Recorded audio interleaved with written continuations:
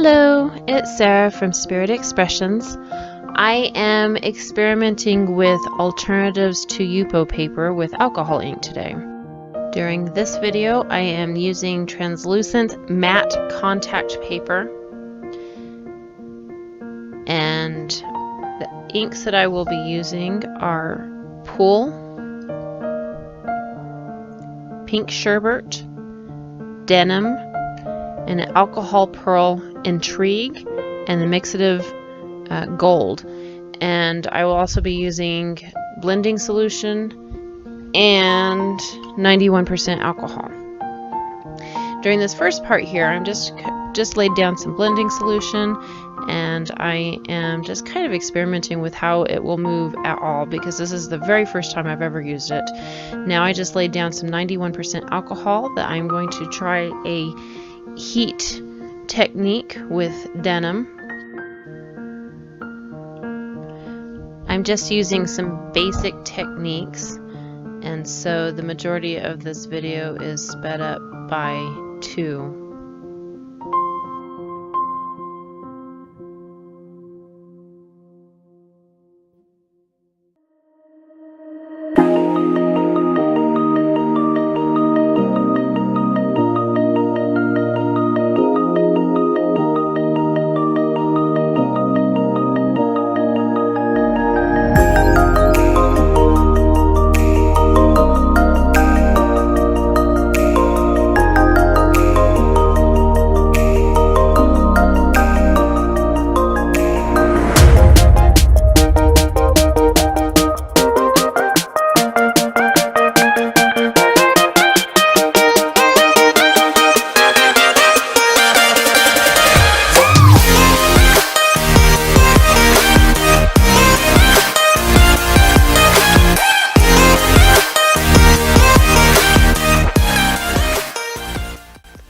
I was really impressed with the way that the contact paper held up with the heat.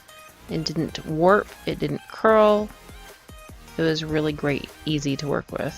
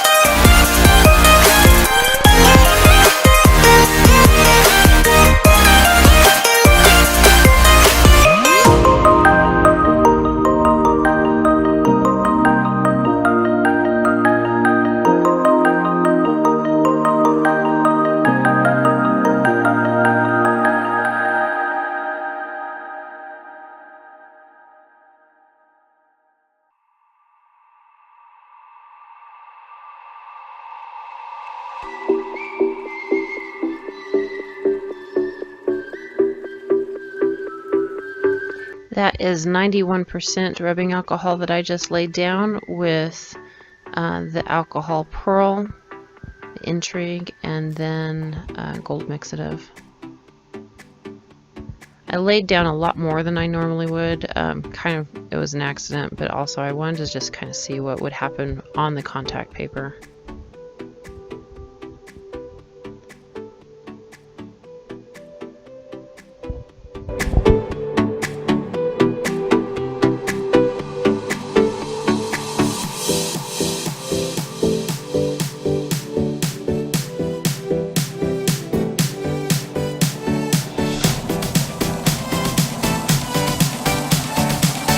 Kind of found, and I need to experiment with this more because I'm not totally sure of it, but I've kind of found that mixative used with heat gets really weird and dull.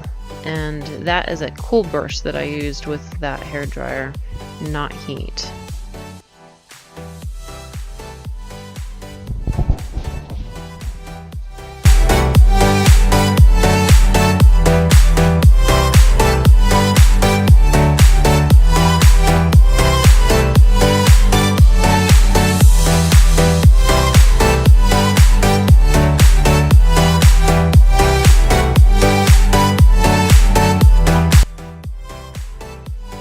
And here's more rubbing alcohol and denim to break up a little bit of that gold.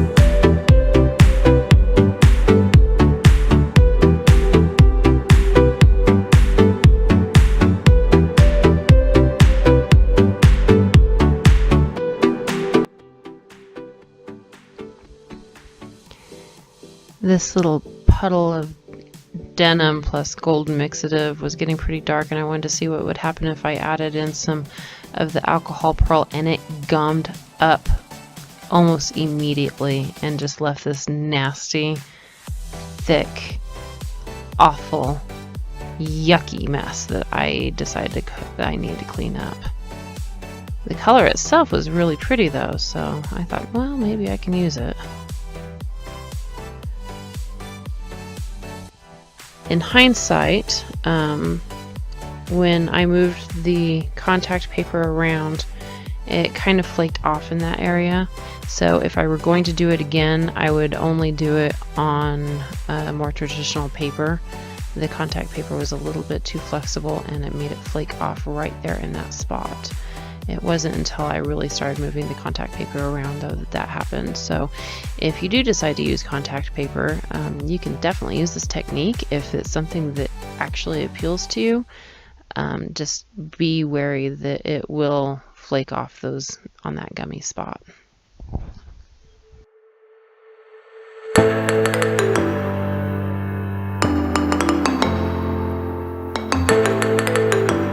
The brush that I'm using here is just a cheap rubber tipped brush from that was part of a set from my local hobby store.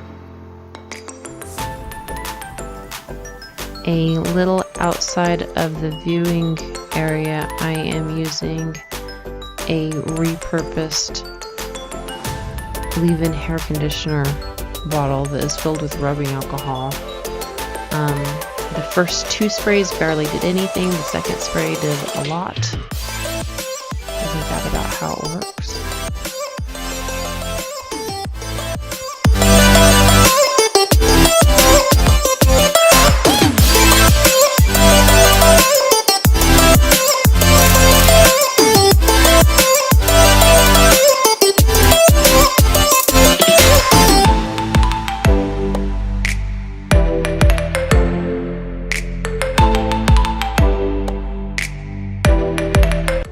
My ink palette has, I believe, amethyst in there. It might be purple twilight. And I just added some 91%. And later on I will be using some red that I have no idea what it is in there. I had labeled them at one point, but that's long gone. I believe maybe red pepper. Just to add a little pop of brighter color.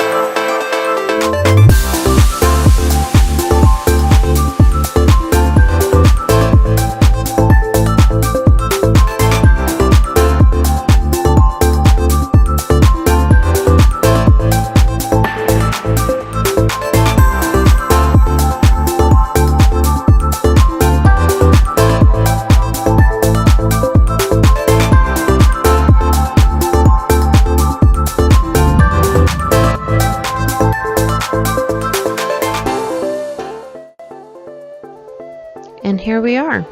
Even on the white contact paper background, it's really pretty. Taking off the contact paper itself leaves a very nice translucent piece that could be used for so many different things. I'm really excited about the possibilities in this. Of course, I wasn't very careful with this particular one because it was just kind of an experiment. But here is a shot of against the white, and here is a shot against tile, and a shot against the window. Thank you for watching. I hope you enjoyed this video.